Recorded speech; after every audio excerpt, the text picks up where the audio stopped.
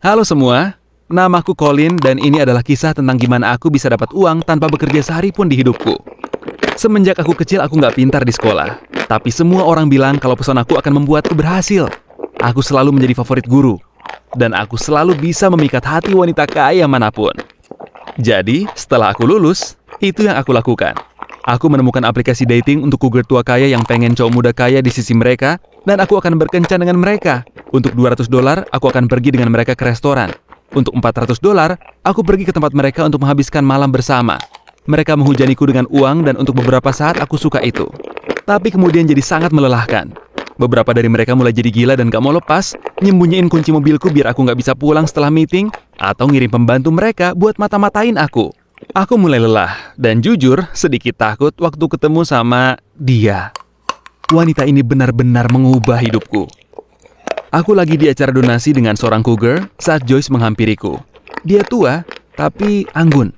Dia pakai mantel bulu hitam, dan tawanya bergema ke seluruh ruangan. Kalau aku punya pria kayak kamu, aku gak bakal biarin kamu lari dari pandanganku, katanya padaku. Kita bicara tentang suami kayaknya yang meninggalkan jutaan dan perusahaannya buat dia. Dan umur dia udah gak lama lagi. Jadi, dia berusaha menikmatinya setiap saat. Aku benar-benar menikmati perbincangan kami pas teman kencanku menghampiri kami dan mulai menyeretku pergi.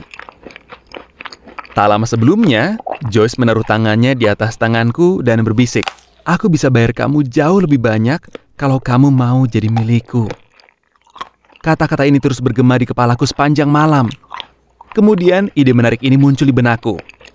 Dia kaya dan bakal segera mati. Siapa yang bakal mewarisi semua uangnya? Kalau dia punya suami, dia bakal tinggalkan semuanya buat si suami. Iya kan?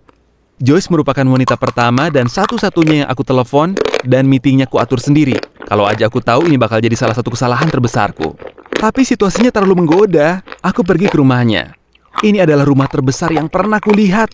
Sejak saat itu aku pergi ke sana setiap malam selama beberapa minggu, saat akhirnya aku memutuskan kalau inilah saatnya untuk menjalankan rencanaku.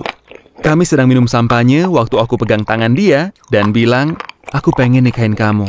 Aku tahu waktu kamu udah gak banyak, tapi aku pengen kamu menikmati hidup untuk sisa waktumu." Dia nangis lalu setuju. Joyce mengundang teman lama ke rumahnya untuk menikahkan kami.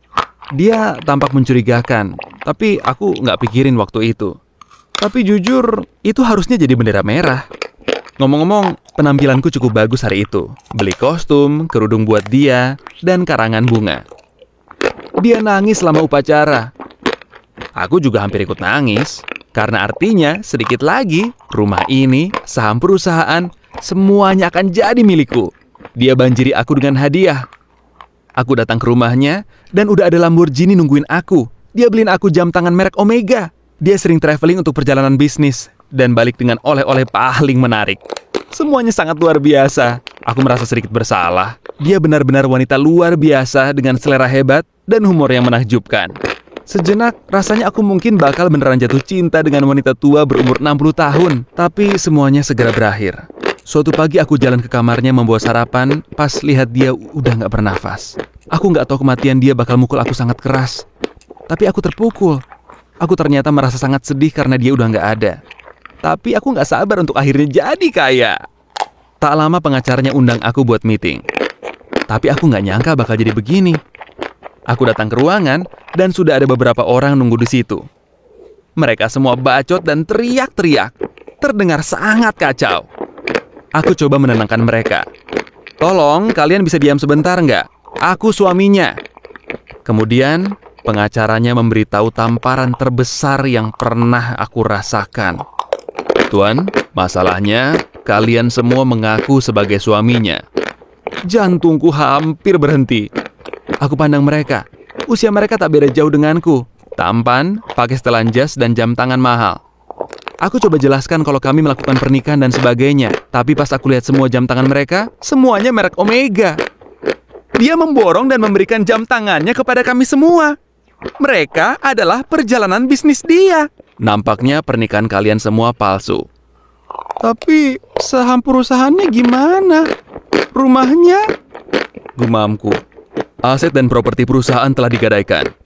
Inilah sebabnya kami minta Anda semua untuk datang ke sini. Dia membeli semua hadiahmu dengan uang perusahaan.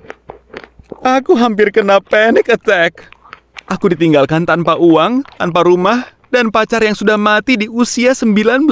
Aku berjalan keluar dengan hati yang hancur dan kabur ke rumah Joyce. Beberapa barang mahalku masih tersisa di sana. Setidaknya aku masih punya barang-barang itu, jual, dan dapat uang. Tapi pas aku mendekati rumah, aku lihat pekerja menyita semua perabotan dan barang lainnya. Aku berlari ke rumah, lihat sekeliling, hampir kosong. Rasanya seperti hidup mewah kami tak pernah ada. Aku nggak tahu harus ngapain. Jadi aku beneran tidur di Lamborghini-ku selama 3 hari. Pertama kali dalam beberapa tahun, aku nangis. Aku nangis meringkuk dalam Lamborghini. Tapi tak lama kemudian mereka menyita mobilnya juga. Masalahnya, entah gimana, anehnya semua rahasia ini bikin aku makin suka sama dia. Aku ingat kisah kami. Gimana dia mendekatiku, mengundang teman aneh dia untuk menikahkan kami. Gimana dia tidak pernah berbicara tentang bisnis dan travelnya. Dia pintar. Sejujurnya, kuharap aku kenal dia lebih cepat. Dan dia di sini untuk ngasih tahu apa yang harus aku lakuin selanjutnya.